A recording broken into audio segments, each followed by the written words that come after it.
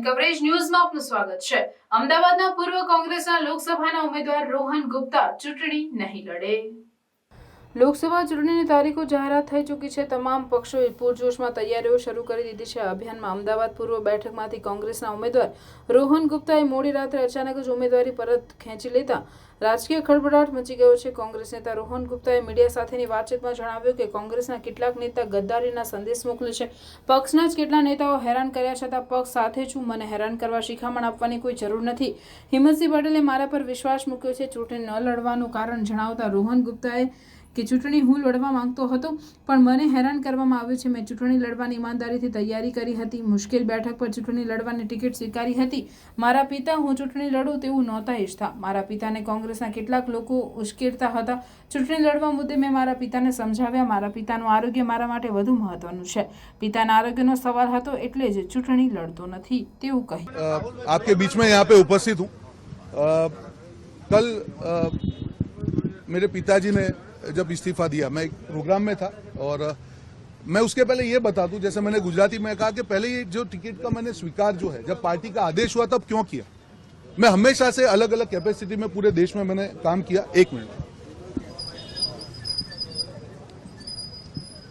जब भी पार्टी ने जो भी जिम्मेदारी थी लास्ट 15 साल में उसका वहन किया, पर अब लग रहा था कि जब तक इलेक्टोरल पॉलिटिक्स नहीं करेंगे, आगे जो मुझे विजन मेरा दिख रहा था, मुझे लग रहा था कि अहमदाबाद में बहुत अच्छी तरीके से लड़ेंगे। पूरे मेरे जो एक्सपीरियंसेस हैं अभी तक के 15 साल के, उसको करेंगे, अच्छा चुनाव लड़ेंगे, कार्यकर्ताओं में जोश भरेंगे, एक मैसेज जाएगा। आने वाले कॉर्पोरेशन चुनाव होंगे, विधानसभा चुनाव होंगे, पार्टी का वर्कर जगेगा और आगे हमारी राजनीति अहमदाबाद से जुड़ी हुई है। सारे पद पे काम कर लिया राष्ट्रीय स्तर पे। आगे हर आदमी पॉलिटिक्स में यही चाहता है कि भाई चुनाव लड़ेंगे, आगे बढ़ेंगे। तो वही उद्देश्य से मैंने पार्टी ने जब आदेश किया, सहर्ष का स्वीकार किया, उसका प्लानिंग कर दिया। जिस दिन से मेरी टिकट का अनाउंस हुआ उससे पहले मेरे भाई है मेरे साथ में हर्ष कश्यप भाई, हम लोगों ने उसकी पहले तैयारी चालू कर दी, कैसे बूथ मैनेजमेंट का प्लानिंग करना, डोर टू डोर कैंपेन का। साथ ही मेरे यहाँ पे दिवेश भाई हैं, रजनी भाई हैं, सारी टीम करके आपको मतलब हम मेरे लिए ये डिसीजन कितना डिफिकल्ट है मैं जानता हूँ। पूरे दिल से तय किया था कि इस चुनाव को लड़ना है और एक मुझे मालूम है ये इजी सीट नहीं है, मैं ओवर कॉन्फिडेंट नहीं था। मैं ये समझ के इस चुनाव में आया था कि एक डिफिकल्ट सीट है, लड़ना है, अच्छी तरह से दिखाना है और अगर जिस प्रकार से कैंपेन चलता जीतने के भी अच्छे चांसेस बनते। मेरे लिए बहुत डिफिकल्ट डिसीजन था। मेरे पिता करीब 3 दिन से हॉस्पिटलाइज थे, कहीं ना कहीं वो कन्विंस नहीं हो रहे थे। 15 साल पहले उनका बाईपास हुआ था। मैं कन्विंस करने का मैंने बहुत प्रयास किया, हमारे सारे साथियों ने प्रयास किया, सब लोग विफल हुए।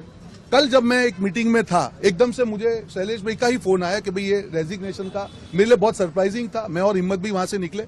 उनके बाद उनके साथ फोन में बात की, मैंने बोला कि नहीं ये डिसीजन मेरा है पापा, ये मत करिए। मेरे साथ थोड़ा सा उनका झगड़ा हुआ और वो अनकॉन्शियस हो गए। मुझे मैसेज आया, मैं इमीडिएटली हॉस्पिटल भागा, आईसीयू में लेके हम लोग यहाँ पे आए, जाइडस में आए। तब भी इमरजेंसी रूम में वो कॉन्शियस अनकॉन्शियस हो रहे थे। उनकी एक ही कंडीशन थी, नहीं तुझे राइटिंग में आपको देना पड़ेगा, उसके बाद मैं आपसे बात करूंगा।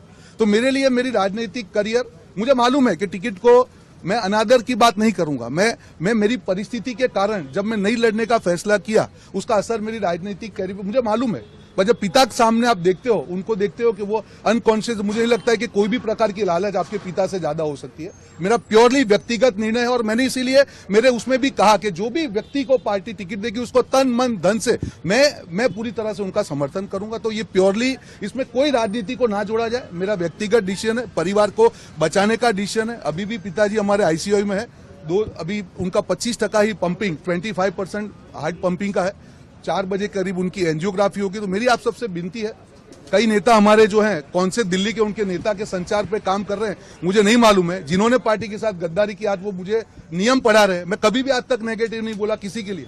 मैं डिबेट में भी होता हूं तब भी व्यक्तिगत टिप्पणी नहीं करता हूं, पर उस व्यक्ति ने आज मेरे दिल पे चोट की है। उस व्यक्ति को मालूम था कि मेरे पिता के साथ में उनके व्यक्तिगत संबंध होने के बावजूद भी आज मुझे ईमानदारी के पाठ पढ़ा रहे, अपने गिरेबान में झांके और मेरी विनम्रता को मेरी मजबूरी ना समझे। अगर एक भी प्रतिक्रिया अभी आई उसका रिएक्शन मैं जरूर दूंगा। पिताजी को क्या डर था और क्या कौन लोग मिलने आए थे? चुनाव लड़ना रहा? पिताजी को कोई डर नहीं था। उनकी एक एज थी, उनके एक्सपीरियंसेस थे पास्ट में, जो भी हो उनके राजनीतिक एक्सपीरियंस हो सकते हैं।